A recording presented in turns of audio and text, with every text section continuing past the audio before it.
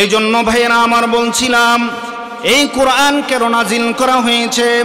অন্ধকারচ্ছন্ন মানুষদেরকে আলোর পথ দেখার জন্য, গুনাহগার মানুষদেরকে গুনার কাজ ছেড়ে দিয়ে আলোর পথ কিভাবে অর্জন করবে, নেকের পথ কিভাবে অর্জন করবে, সেই জন্য এই কোরআন হাদিস দেওয়া হয়েছে। যদি এই কোরআন এই কারণে দেওয়া হয়ে থাকে, আখির জামানার পয়গম্বর মুহাম্মদুর রাসূলুল্লাহ সাল্লাল্লাহু আলাইহি ওয়াসাল্লামকে কেন পাঠানো হয়েছে? কোরআন যেই কারণে পাঠানো হয়েছে, আমার নবীকেও সেই কারণেই পাঠানো হয়েছে। কোন আল্লাহর বান্দা যখন দিন থেকে লাঞ্ছিত হয়ে যখন ওই মানুষগুলো যখন গুনাহের পথে দাবিত হয়, আল্লাহর পয়গম্বর গুনাহগার উম্মতদেরকে আলোর পথে উঠাইয়া দেওয়ার জন্য আল্লাহর পয়গম্বরের আবির্ভাব পৃথিবীর জমিনে হয়েছে। এই জন্য কোরআন যেই কারণে নাজিল হয়েছে, আল্লাহ পাক রব্বুল আলামিন আখির জামানার পয়গম্বরকে একই কারণে আল্লাহ তাআলা দুনিয়াতে নাজিল করেছেন, একই কারণে আল্লাহর হাবিবকে দুনিয়াতে পাঠিয়েছেন। আল্লাহর হাবিবকে যেই কারণে পৃথিবীর জমিনের মধ্যে পাঠিয়েছেন, এই দেশের উলামায়ে কেরামদেরকেও সেই একই কারণে আল্লাহ পাক রব্বুল আলামিন পাঠিয়েছেন। কল্লা চলে যাবে তো কোরআনের পথ থেকে দূরে সরা যাবে না। এই জন্য ভাইয়েরা আমার, অনেক জায়গায় বলে উপর থেকে চাপ আছে, উপর থেকে চাপ আছে, কথা বলা যাবে না। কিন্তু মেঘনার জনগণ কোরআন প্রেমিক, মেঘনার জনগণ হাদিস প্রেমিক, মেঘনার জনগণ আল্লাহর হাবিবের প্রেমিক। আজকের দৃশ্য থেকে স্পষ্ট প্রতীয়মান হয়, ঠিক কিনা বলেন? এই জন্য ভাইরা আমার, উলামায়ে ইকরামদেরকে যেই কারণে আল্লাহ তাআলা পৃথিবীর জমিনে পাঠিয়েছেন, একজন আপনা ঈমানদার আপনাকেও আল্লাহ তাআলা একই কারণে প্রেরণ করেছেন। কি কারণে প্রেরণ করেছেন? কি কারণে প্রেরণ করেছেন? আল্লাহর হাবিব বলেন, আমি এক সময় দুনিয়া থেকে চলে যাব, আমি দুনিয়ার জমিনের মধ্যে থাকতে পারবো না। ও গুনাহগার উম্মতেরা, প্রত্যেকের উপর আমার কাজের দায়িত্ব আমি দিয়ে যাচ্ছি। এই জন্য ভাইরা আমার, আল্লাহর নবী বিশ্ব নবী রাহমাতুল লিল আলামিন যখন কোরআনের দাওয়াত এখনো স্টার্ট করেন নাই, এখনো শুরু করেন নাই, আল্লাহর নবীজিকে কত ভালোবাসে, আল্লাহর নবীজিকে আল আমিন উপাধি দেয়, আল্লাহর নবীজিকে দাওয়াত দিয়ে খাওয়ায়, আল্লাহর নবীজিকে হাদিয়া তোহফা দেয়। যখন আমার নবী কোরআনের দাওয়াত দেওয়া শুরু করলেন, আল্লাহর হাবিবকে আলটিমেটাম দেওয়া হলো, তোমার জন্মভূমি মক্কাতে তুমি থাকতে পারবা না। আল্লাহর হাবিব রাহমাতুল লিল আলামিন জন্মভূমি থেকে চেঙ্গাকান্দি গ্রামের কবরবাসীর রুহের মাগফিরাত কামনায় 13তম বার্ষিক ইসলামী মহাসম্মিলন প্রধান আলোচক আবু তোহা মোহাম্মদ আদনান, পরিচালক তোহা জিন নুরাইন ইসলামী স্কুল রংপুর। বিশেষ আলোচক আমার প্রিয় বন্ধুবর, এতক্ষণ পর্যন্ত আপনাদের সামনে গুরুত্বপূর্ণ আলোচনা করতেছিলেন। আল্লাহ তাআলা যেন এই আলোচনার বাগানকে, এই জান্নাতের বাগানকে প্রতি বছর যেন আমাদের সামনে ঘুরে ফিরে যেই সুন্দর একটা পরিবেশে আমরা সবাই বসতে পেরেছি, প্রতি বছর এই মাহফিলটা হোক। আমরা সবাই চাই কি চাই না? কে কে চাই না একটু হাত তুলি দেখি। আমি শুরুতেই বলেছি যে কথার মনোযোগ দিতে হবে। যদি মনোযোগ আমাদের ঘাটতি থাকে, আমি মাঝে মাঝে প্রশ্ন করব এবং কথাগুলো দিলের কান দিয়ে শুনতে হবে। এই জন্য প্রত্যেক বছর এই মাহফিলটা হোক। কারা কারা চাই? নারে তাকবীর! আল্লাহ তাআলা এই মাহফিলকে যেন অত্র এলাকার যত গ্রামবাসী আছেন, যত গ্রামবাসী আল্লাহ তাআলা অন্ধকার কবরের বিছানায় শুয়ে দিয়েছেন, আল্লাহ তাআলা যেন সবার সকলের কবরগুলোকে যেন জান্নাতের বাগান বানিয়ে দেয়। সকলে বলে আমিন। পবিত্র কোরআনুল কারীম থেকে ছোট্ট একটি আয়াত তেলাওয়াত করেছি। আল্লাহ পাক রব্বুল আলামিন ওয়াজে চলে যায়, কি বলেন? ভূমিকার দরকার নেই। আল্লাহ পাক রব্বুল আলামিন এই আয়াতে বলেন, কি বলেন? বিসমিল্লাহির রহমানির রহিম।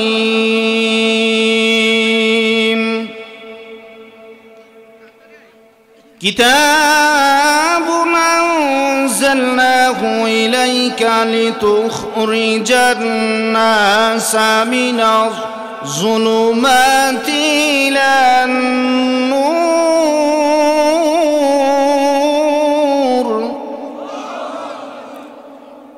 আল্লাহ পাক রব্বুল আলামিন আয়াতের মধ্যে বলেন, এই যে তোমাদেরকে আমাদেরকে বিশ্ব মুসলিম জাতিকে এই কোরআন অবতীর্ণ করেছেন, কোরআন দিয়েছেন, আল্লাহ পাক রব্বুল আলামিন বলেন এই কোরআন মানুষের জন্য কেন আমি দান করলাম, কেন আমি আখিরি জামানার পয়গম্বরের উপরে এই কোরআন অবতীর্ণ করলাম। এই আয়াতের মধ্যে আল্লাহ পাক রব্বুল আলামিন বলেন এই জন্যই আমি কোরআনকে অবতীর্ণ করেছি, যেন কোরআন অন্ধকারচ্ছন্ন মানুষদেরকে আলোর পথ দেখানোর জন্য, এই অন্ধকার কোরআন যেন আমাদেরকে গাইডলাইন্স প্রদান করে থাকেন। জাহান্নামী লোকদেরকে, গুনাহগার উম্মতদেরকে, গুনাহগার বান্দাদেরকে যেন আল্লাহ পাক রব্বুল আলামিনের এই কোরআনের মাধ্যমে জান্নাতের রাস্তা দেখিয়ে দিতে পারেন। গুনাহগার উম্মতদেরকে, গুনাহগার বান্দাদেরকে যেন আল্লাহ পাক রব্বুল আলামিনের এই কোরআনের মাধ্যমে আল্লাহ তাআলা জান্নাতের পথকে প্রশস্ত করে দিতে পারেন। এই জন্য এই কোরআন 30 পারা কোরআন আমাদেরকে আল্লাহ পাক রব্বুল আলামিন নাজাতের জন্য উসিলা বানিয়ে দিয়েছে। এই কোরআন আল্লাহ পাক রব্বুল আলামিন দিয়েছেন এবং জানিয়ে দিয়েছেন, ও মুসলিম জাতি, ও দুনিয়ার মানুষ শুনে রাখো, পৃথিবীর মধ্যে অনেক ধর্ম আছে, কিন্তু সকল ধর্ম এক নয়। এই কোরআনের সাথে আমাদের ধর্ম ইসলাম, এই ইসলামের সাথে কোনো ধর্মের, কোনো দ্বীনের, কোনো ধর্মের উপমা টানতে যাবে না। কোনো ধর্মকে আমার ইসলাম ধর্মের সাথে একসাথে করতে যাবে না। কেননা আল্লাহ পাক রব্বুল আলামিন অন্য এক আয়াতে বলেছেন, পৃথিবীর জমিনের মধ্যে যত ধর্ম আছে সমস্ত ধর্ম থেকে ইন্নাদ-দীনা ইনদাল্লাহিল ইসলাম।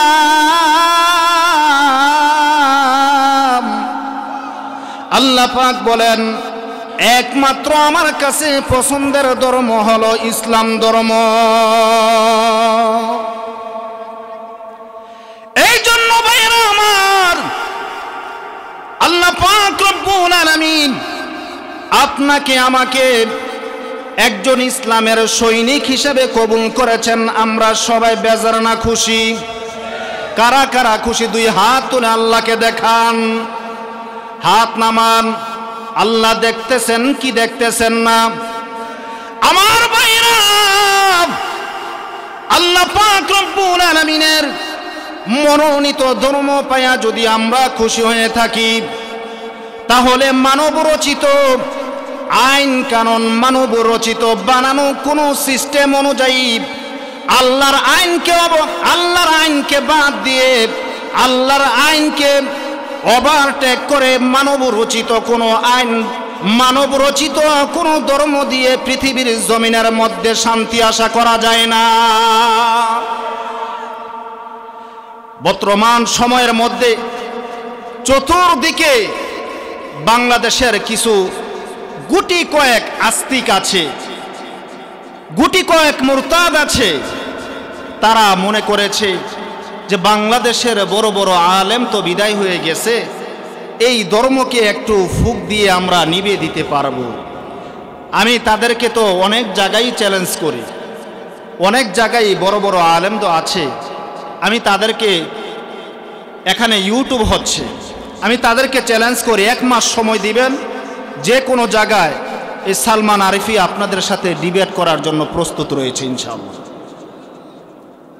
তারা মনে করেছে ফুৎকার দিয়ে ধর্মকে ডুবাইয়া দিবে। যে দেখেন না, কয়েকদিন আগে উঠছিল নাস্তিক বেঈমানেরা, নাস্তিক মুরতাদরা উঠিয়েছিল যে বান্দর থেকে নাকি মানুষ হয়েছে।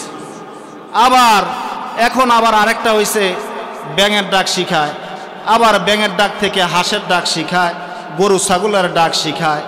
এইগুলো কোনো শিক্ষা সিলেবাসের মধ্যে যখন অন্তর্ভুক্ত হবে, আপনারা অনেকেই দেখবেন ইসলাম শিক্ষা বইয়ের মধ্যে 7ম শ্রেণীর বিজ্ঞান বইয়ের মধ্যে এক সাইডে হচ্ছে মসজিদের ছবি, আরেক সাইডে হচ্ছে মন্দিরের ছবি। এই মানব রচিত মন্ত্র দিয়ে, মানব রচিত যন্ত্র দিয়ে পৃথিবীর জমিনে শান্তির আশা করা যায় না, ঠিক কিনা বলেন? তারা যদি মনে করে যে বড় বড় আলেম ওলামা গেছে গে, এখন কথা বলবো কি? আরে ছোট সাপের ভিতরে যেই বিষ, বড় সাপের ভিতরে একই বিষ। এই জন্য আমি তাদেরকে দ্ব্যর্থহীন কণ্ঠে আমি বলে দিতে চাই, এই দেশের আলেম ওলামার প্রয়োজন নাই। বুকের পাটা থাকে তো মেঘনার জমিনে এসে বলো, পিটাইয়া চামড়া তুলে ফেলবে।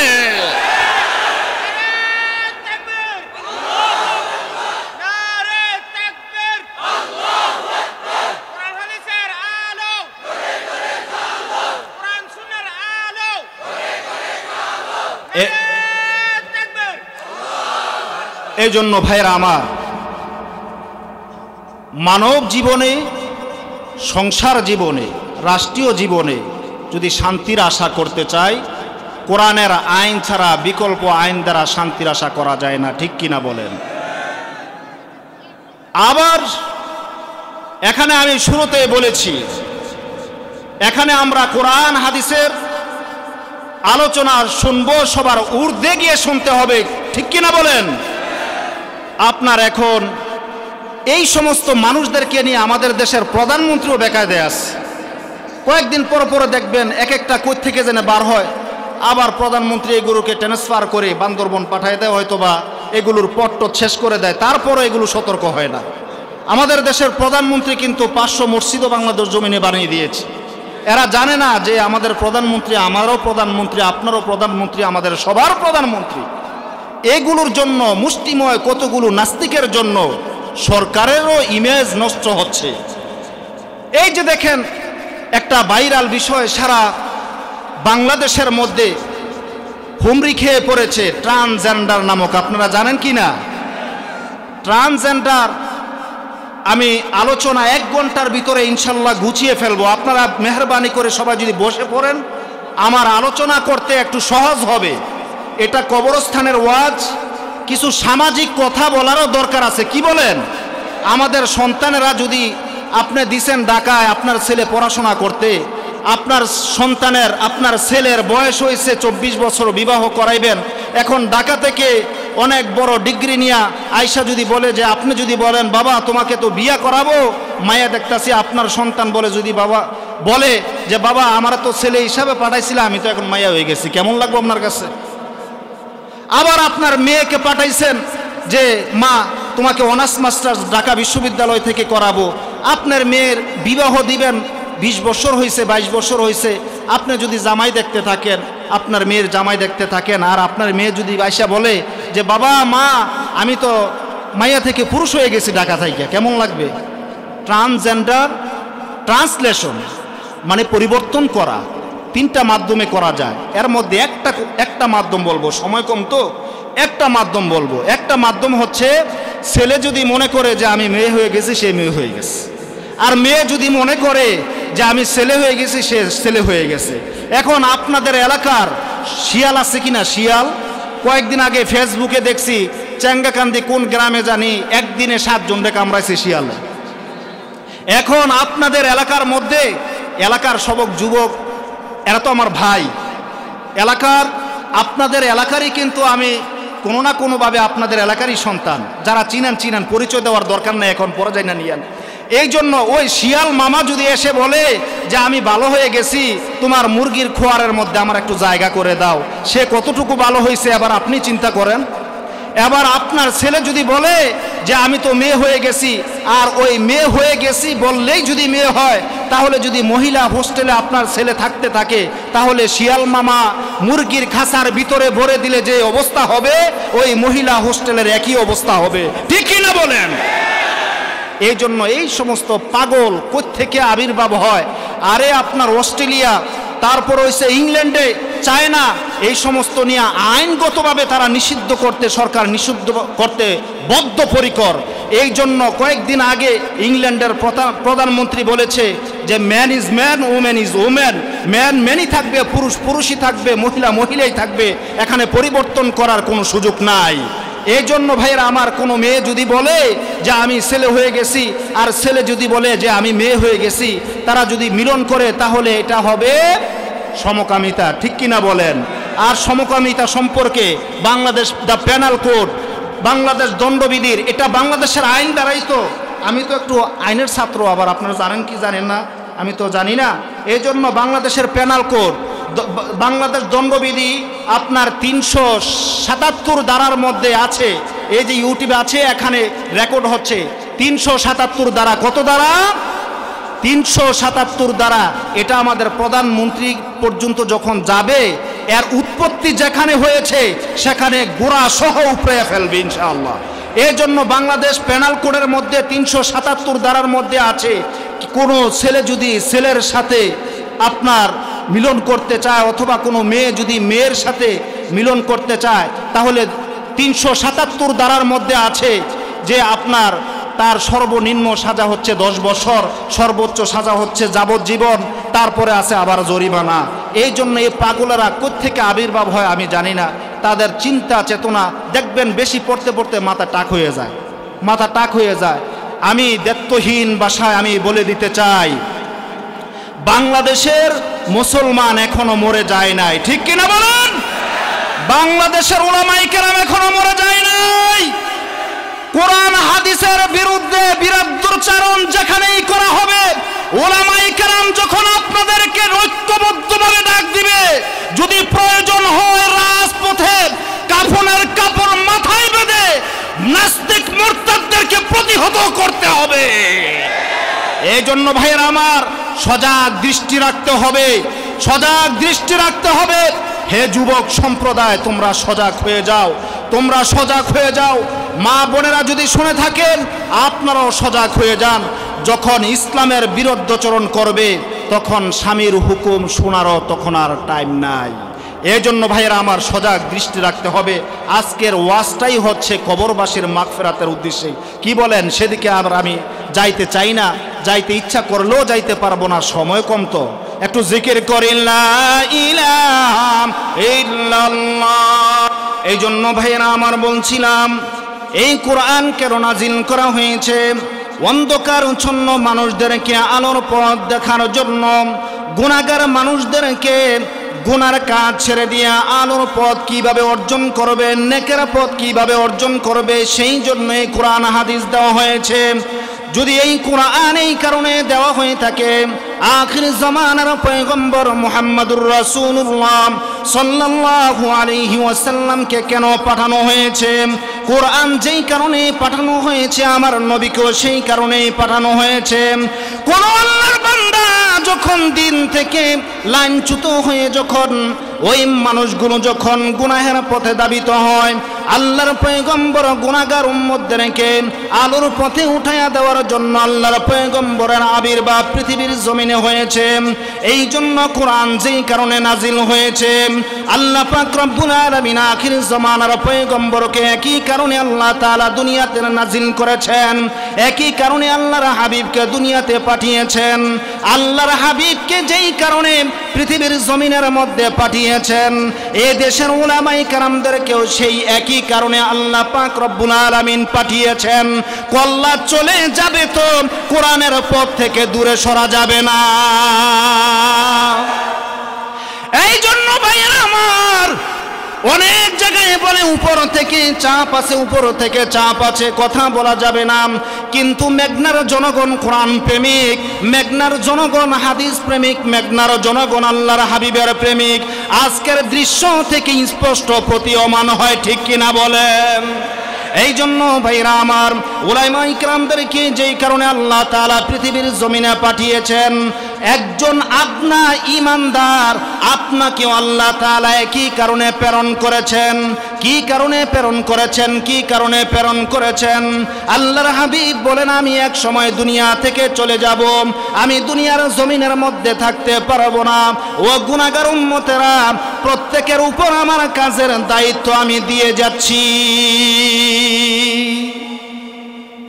এই জন্য ভাইরা আমার, আল্লাহর নবী বিশ্ব নবী রহমাতুল লিল আলামিন যখন কোরআনের দাওয়াত এখনো স্টার্ট করেন নাই, এখনো শুরু করেন নাই, আল্লাহর নবীজিকে কত ভালোবাসে, আল্লাহর নবীজিকে আল আমিন উপাধি দেয়, আল্লাহর নবীজিকে দাওয়াত দিয়ে খাওয়ায়, আল্লাহর নবীজিকে হাদিয়া তোহফা দেয়। যখন আমার নবী কোরআনের দাওয়াত দেওয়া শুরু করলেন, আল্লাহর হাবিবকে আলটিমেটাম দেওয়া হলো, তোমার জন্মভূমি মক্কাতে তুমি থাকতে পারবা না। আল্লাহর হাবিব রাহমাতুল লিল আলামিন জন্মভূমি থেকে মদিনায় চলে যাবে। আল্লাহর হাবিব রাহমাতুল লিল আলামিন কাবা ঘরের চাবিটা এক ইহুদির কাছে ছিল। ওই ইহুদিকে ডাক দিয়ে বলতেছে, ভাই কাবা ঘরের চাবিটা দাও, দরজা খুলে আমি কাবা ঘরের মধ্যে 2 রাকাত নামাজ পড়ে আমি মক্কা থেকে চিরবিদায় নিয়ে চলে যাব। ইহুদি বলতেছে, না না, তোমাকে চাবি দেওয়া যাবে না, তোমাকে মক্কার কাবা ঘরের চাবি দেওয়া যাবে না, নামাজের সুযোগ দেওয়া যাবে না। আল্লাহর হাবিব যখন রাহমাতুল লিল আলামিন বারবার রিকোয়েস্ট করতেছেন, বারবার চাবি দেওয়ার জন্য রিকোয়েস্ট করতেছেন, একটা পর্যায়ে ওই ইহুদি আল্লাহর হাবিবকে জোরে একটা ধাক্কা মারলেন। ওই ধাক্কার তাড়নায় আল্লাহর হাবিব রাহমাতুল লিল আলামিন জমিনের মধ্যে পড়ে যায়। আল্লাহর হাবিব রাহমাতুল লিল আলামিন ডাক দিয়ে বলে, ভাই তোমার কি আমি ক্ষতি করেছি, তোমার কি আমি লস করেছি, তুমি কেন আমাকে গলার মধ্যে ধাক্কা দিয়া দুনিয়ার জমিনের মধ্যে ফালাইয়া দিলাম?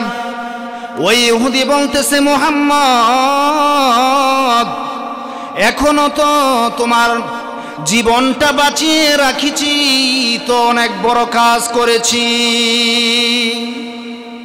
আল্লাহর হাবিব রাহমাতুল লিল আলামিন বিশ্বনবী রাহমাতুল লিল আলামিন আম্মা জান হযরত খাদিজা রাদিয়াল্লাহু তাআলা আনহার ঘরের মধ্যে চলে যায়। আম্মা জান থেকে বিদায় নিয়ে যখন মক্কা থেকে মদিনায় হিজরত করেন, আল্লাহর নবী ডাক দিয়ে বলেন, কাবারে, ওরে কাবা, তোমাকে ছেড়ে যাইতে আমার মনে চাই না, তোমাকে ছেড়ে আমি যাইতে মনে চাই না, কিন্তু কাবা কোনো করার নাই। এই মক্কার মানুষগুলো আমি মুহাম্মদকে চিনল না। আমার মুসলমান ভাইরা, অপরদার অন্তরালের মা, আল্লাহর নবী রাহমাতুল লিল আলামিন বলেন, আমার যদি আজ বাবা বেঁচে থাকতো, আমার যদি আজ মা বেঁচে থাকতো, এই ইহুদি আমাকে ধাক্কা মেরে জমিনের মধ্যে ফালাইয়া দিতে পারতো না। আল্লাহর নবী কষ্ট ভরা বুক নিয়ে, চোখের পানি নিয়ে আল্লাহর নবীজি মদিনার দিকে চলে যায় এবং ওই চাবিওয়ালাকে বলে যায়, মদিনায় আমি বেশি দিন থাকবো না, একটা সময় আসবে যেই সময় চাবি দেওয়ার জন্য তুমি আমার পিছনে পিছনে ঘুরবে। আল্লাহর হাবিব রাহমাতুল লিল আলামিন ডাক দিয়ে বলে, উম্মতেরা, আল্লাহ পাক রব্বুল আলামিন তোমার যখন 2টা চোখ বন্ধ করে দিবে, হাদিস শরীফের মধ্যে আছে,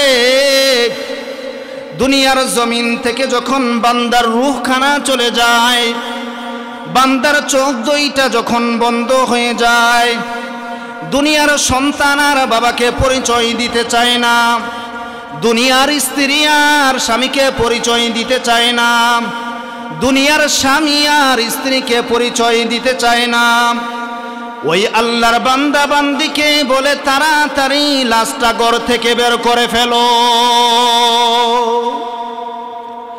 আল্লাহর হাবিব রাহমাতুল লিল আলামিন বলেন, আম্মা জান আয়েশাকে ডাক দিয়ে বলেন, আয়েশা রে, মানুষের জীবনে সব থেকে কঠিন সময়, সব থেকে দুঃখের সময় কোনটা তুমি জানো নি? আম্মা জান আয়েশা রাদিয়াল্লাহু তাআলা আনহা বলে, ইয়া রাসূলুল্লাহ, ইয়া হাবিবাল্লাহ, কোন সময়টা মানুষের সব থেকে বেশি কঠিন সময়? আল্লাহর নবী বলেন, মানুষটা যখন ইন্তেকাল করে, সন্তানগুলো যখন এসে বলে বাবার কাপড়টা খুলে ফেলো, এই মৃত ব্যক্তির গায়ের মধ্যে, শরীরের মধ্যে আর কাপড় রাখা যাবে না। তখন ওই বাপ মা ডাক দিয়ে বলে, সন্তানেরা, আমার কাপড়টা আর খুইল না, আমার কাপড়টা খুইল না, মাত্র তো আমার রূহটা বের করে নেওয়া হয়েছে, আমি সেই যন্ত্রণাই এখনো পড়তে না যাইতে তোমরা সকলে মিলে আমার কাপড়টাকে খুলে ফেলছ। এই সন্তান, আমার কাপড়টা খুলিও না। কিন্তু কে শুনে কার কথা? কাপড়টা যখন খুলে, যখন নামাজের জানাজা পড়ে, যখন আল্লাহর বান্দা আল্লাহর বান্দিকে গুরুস্থানের দিকে নিয়ে যাওয়া হয়, আল্লাহর বান্দা বান্দিকে যখন ওই কবরের মধ্যে রেখে সন্তানগুলো যখন আখিরি মুনাজাত করে চলে আসে, আত্মীয় স্বজন যখন সবাই চলে আসে, এক পা দুই পা করে যখন সবাই চলে আসে, আমার নবী বলেন, উম্মত রে, ভয়ের কোনো কারণ নাই, চিন্তার কোনো কারণ নাই।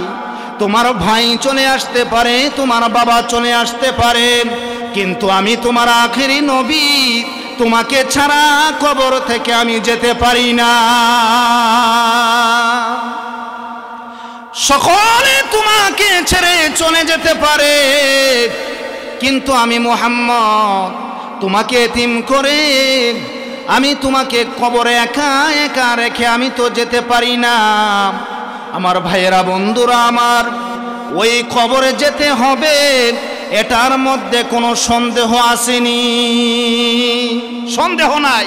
ওই কবরে সকলের যেতে হবে, ওই কবর থেকে কেউ রেহাই পাবে না। এই দুনিয়াটা বড় নিষ্ঠুর দুনিয়া। এই দুনিয়া আমার দাদাকে থাকতে দেয় নাই, এই দুনিয়া আমাদের মা বাবাকে থাকতে দেয় নাই, এই দুনিয়া আমাদের পূর্বপুরুষদেরকে থাকতে দেয় নাই। এই দুনিয়া বড় নিষ্ঠুর দুনিয়া। যদিও আমরা থাকতে চাই, কিন্তু এই দুনিয়া লাথি মেরে আমাদেরকে অন্ধকার কবরে পাঠিয়ে দেয়, ঠিক কিনা বলেন? এই দুনিয়া বড় নিষ্ঠুর দুনিয়া, বড় আজীব দুনিয়া। এই পৃথিবীর জমিনের মধ্যে লক্ষ লক্ষ কোটি কোটি টাকা দিয়ে আমরা ঘর বাড়ি সাজাই, কিন্তু আমার ঘরটা কত সুন্দরভাবে সাজাই, আমার পরিবেশটা কত সুন্দরভাবে সাজাই। 60 বছর 70 বছর জিন্দিগিটাকে সুন্দরভাবে পরিপাটি করে কিভাবে সাজাবো, কত আয়োজন, কত চিন্তা, কত ধ্যান, কত ধারণা। আর যেই অনন্তকাল যেই কবরের মধ্যে থাকতে হবে, সেই দুনিয়াটা কতটুকু আমরা সাজিয়েছি, সেই দুনিয়ার রাস্তাটা আমরা কতটুকু প্রশস্ত করেছি, নিজের বিবেককে একবার জিজ্ঞাসা করেন। এই দুনিয়া তো থাকতে দিবে না। আল্লাহ পাক রব্বুল আলামিন বলতেছেন, হে বান্দা, এই পৃথিবীতে তো তুমি থাকতে পারবা না, তারপরেও কেন তোমরা জেনে শুনে আমার নাফরমানি তোমরা করো? আল্লাহ পাক রব্বুল আলামিন বলেন, ইয়া আইয়ুহাল ইনসান মা গররাকা বিরাব্বিকাল কারীম। হে বান্দা, হে বান্দি, হে দুনিয়ার মানুষ সকল, তোমাদেরকে কোন জিনিস আমার পথ থেকে দূরে সরিয়ে রেখেছে? হে আল্লাহর বান্দা বান্দিরা, হে আমার ভাইয়েরা, এই পৃথিবীর কোন জিনিস আমাদেরকে ধোকার মধ্যে ফেলে রেখেছে? আমরা অন্ধকার কবরে তো আমরা চলেই যেতে হবে। এখানে যারা 40 বছরের উপরে আমরা যাদের বয়স আছে, তারা তো যে কোনো সময় আমরা চলে যেতে পারি। এবং মৃত্যুর তো কোনো গ্যারান্টি নাই। মৃত্যু আমাদের সকলেরই হবে। আল্লাহর নবী রাহমাতুল লিল আলামিন যদি বলেন, হে উম্মত, দুনিয়া থেকে তো চলে আসলা, দুনিয়া তো কত আয়োজন করলা, কত সুন্দরভাবে থাকার জন্য বিল্ডিং বানাইলা, কত সুন্দর টাইলস দিয়ে তোমাদের বাসা বাড়ি সাজাইলা, এমনকি বাথরুমে পর্যন্ত এসির ব্যবস্থা করলা, কিন্তু আমার জন্য কি নিয়ে এসেছো? আমার এই অন্ধকার কবরের জন্য কি সামানা তুমি নিয়ে এসেছো? তাহলে ভাই, দুনিয়ার পাশাপাশি, দুনিয়ার বাড়িঘরের পাশাপাশি আমাদের কবর নামক বাড়িটাও তো সুন্দর করা চাই, কি বলেন? এই জন্য ভাইয়েরা আমার, অন্ধকার কবরটাও আমরা যেন সাজাতে পারি, অন্ধকার কবরটাও যেন নূরের আলো দ্বারা ভরপুর হয়ে থাকে। এই জন্য ভাইয়েরা আমার, অন্ধকার কবর কোন কোন কাজ দ্বারা সুসজ্জিত হবে, যার যার অবস্থান থেকে সবাই আমরা অবগত আছি। এখানে যারা আমরা সকলে আছি, দ্বীনের আলোচনা, কোরআনের আলোচনা যখন শোনা হয়, তখন দ্বীন স্পিরিট বৃদ্ধি পায়, ইমানের স্পিরিট বৃদ্ধি পায়। এই জন্য এই হাদিস কোরআনের আয়োজন করা হয়। যদি এখানে সবাইকে বলি যে আপনি কি আধা ঘন্টা কথা বলতে পারবেন না, সবাই বলবে, এক বাক্যে বলবে আমিও পারবো হুজুর, কিন্তু মাইকে বলে অভ্যাস নাই, তো এই জন্য পারেন আর কি। এই জন্য ভাইরা আমার, যেই কথাগুলো আমরা শুনতেছি ঘুরিয়ে ফিরিয়ে একই কথা, হয়তোবা কেউ শোনে নাই, এখন শুনতেছে, কিন্তু কথা তো আর নতুন আবিষ্কার হয় নাই।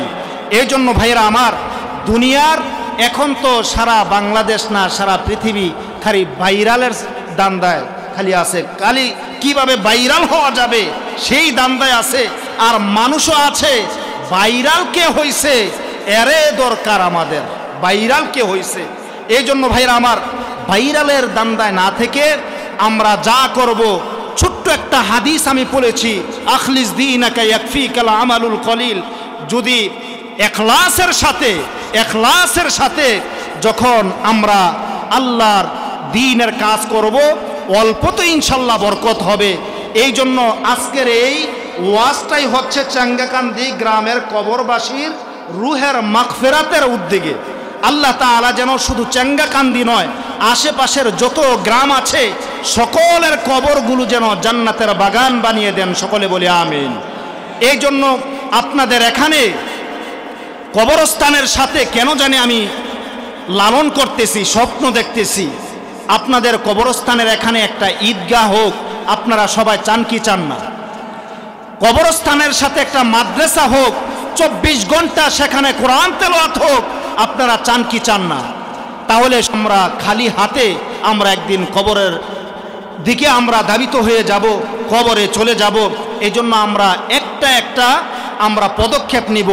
আমরা প্ল্যান করেছি যে কবরস্থানের সাথে সেখানে একটা বড় একটা মাঠের ব্যবস্থা হইলে, সেখানে একটা ঈদগাহের ব্যবস্থা হইলে, সেখানে জানাজার নামাজও পড়া যাবে, ঈদের নামাজও পড়া যাবে। এটা আপনারা খুশি নাকি বেজার? বেজার কে কে হাত তোলেন তো দেখি। বেজার নাই একজনও, সকলে বলি আলহামদুলিল্লাহ। বেজার নাই, একজনও বেজার নাই। এই জন্য সবাই আমরা ঐক্যবদ্ধভাবে যদি এখানে একটা ঈদগাহ হোক আমরা চাই, তাহলে তো এটা তো আমরাই করতে হবে। আমরাই তো, কি বলেন? আমরাই এটা আস্তে আস্তে আমরা করব, একেবারেই করতে হবে এমন কোনো বিষয় না। এই জন্য আমাদের ঈদগাহ হইলে যে আশেপাশের গ্রাম থেকে আইসা নামাজ পড়তে পারবে না, চাঙ্গাকান্দি বাসী কি এদেরকে মাইরে দিবেন নাকি আবার? তাহলে যারা বাইরের দেশের আছে, যদি এখানে ঈদের নামাজ পড়তে চায়, তাদেরকে অগ্রাধিকার দিতে হবে, কি বলেন আপনারা? কেন তারা তো মেহমান। অন্যান্য গ্রাম থেকে যদি আসে, তাহলে সব সময় সদা সর্বদা অল টাইম তাদেরকে অগ্রাধিকার দিতে হবে। এই জন্য আল্লাহ পাক রব্বুল আলামিন যেন সুন্দর পরিবেশে, মনোরম পরিবেশে একটি ঈদগাহ এবং একটি মাদ্রাসা করার তৌফিক যেন আমাদের সকলকে দান করেন, সকলে বলি আমিন। এই জন্য আমরা প্ল্যান নিয়েছি, সদা সর্বদা আমরা একটা ঈদগাহের জন্য আগে সচেষ্ট থাকব, এবং আমরা একটা ঈদগাহ তৈরি করার জন্য সবার আগে আমরা প্ল্যান নিয়েছি। কে কোনো বান্দা আমি